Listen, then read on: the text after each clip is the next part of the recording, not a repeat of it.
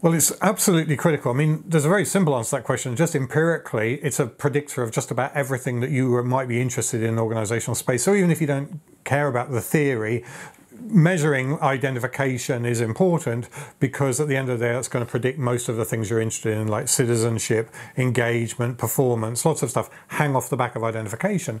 Why is that matter theoretically? Is because when I define myself in terms of my membership of a particular group, then my energies go into advancing the self defined in that way. So if I define myself as a supporter of Newcastle United, then I put my effort into that team and moving the team forward. I cheer for it, I support it, I give it my, material, intellectual, emotional support. And the same, of course, is true in organizational context. So if I define myself as a member of Team X, then I will do what I can to advance Team X. I'll invest in it, whether in the form of leadership or indeed in the form of followership. So again, I would argue, all important organizational processes hinge around that question of identity.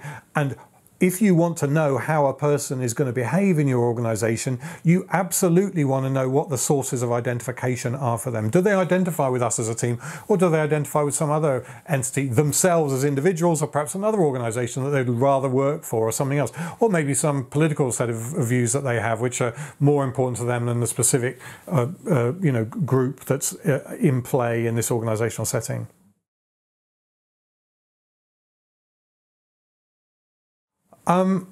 Well, the answer to that is very straightforwardly yes. Okay, so if I think there's a very straightforward test of that. Like, I would say at an organizational level, members of the Nazi Party were very highly identified. Okay, so that led them to do lots of things, and actually, if you want to understand why they did such, the various things they did, identification is critical to that. But of course, the issue is, what was the content of the identity? Well, if you have a toxic identity, like say at Enron, more identification is going to involve engaging in more toxic behavior. So identification tells you that you're going to invest in, you're going to promote, you're going to advance the group.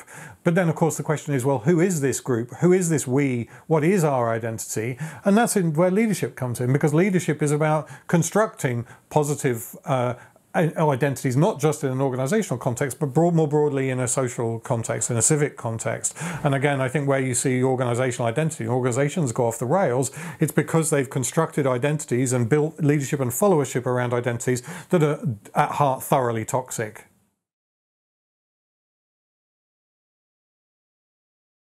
The question then of if you like onboarding, well, what are the things that take someone who maybe doesn't care that much about a group?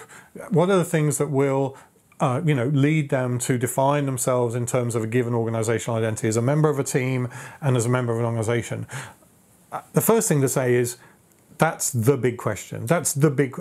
Because if we're saying that organizational identity drives behavior and things like performance, engagement, well-being, and so on, you want it. Okay. Yes, I'll have some of that, please. Okay. And how do you build it? Well, firstly, it doesn't grow on trees. It isn't just like lying around and it just happens by chance. No, actually, one of the core tasks of leadership is precisely to cultivate identification. And I think we've all worked for leaders who are absolutely rubbish at that. They make you resile from the group, and actually you think, if you're what the group is, I don't want anything to do with it. Okay. But by the same token, I hope everybody who's watching this has been in teams where actually you have leaders who think, I want to be part of that team. And so leadership is a large part of that story in a general sense, but the more specific thing is then, what form does that leadership take? And really a large bit of our own research has been trying to unpick that. What are the aspects of leadership that build identification and cultivate followership?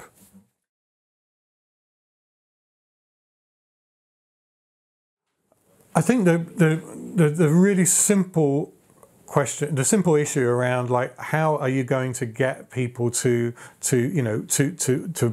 put in for the team and to work together as a team, is the team has to be psychologically real for its members. So at the end of the day, this has to be a team that people understand and relate to through the lens of like we and us.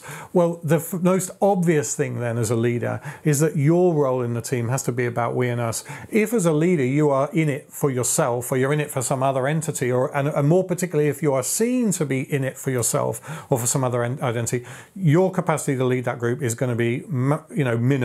Okay, and you see that all the time. At the end of the day, you know, if we really suspect that our team leader, is there a me person, or actually they're there for some other organization or some other entity or management or whatever it might be, if they're not going into bat for us, then why the hell would we go into bat for them? So really the starting point as a leader is that you have to believe in the group, you have to identify with the group, and if you don't, you're going to really struggle to lead it, because people will find the case that you make for your own identity leadership to be not credible.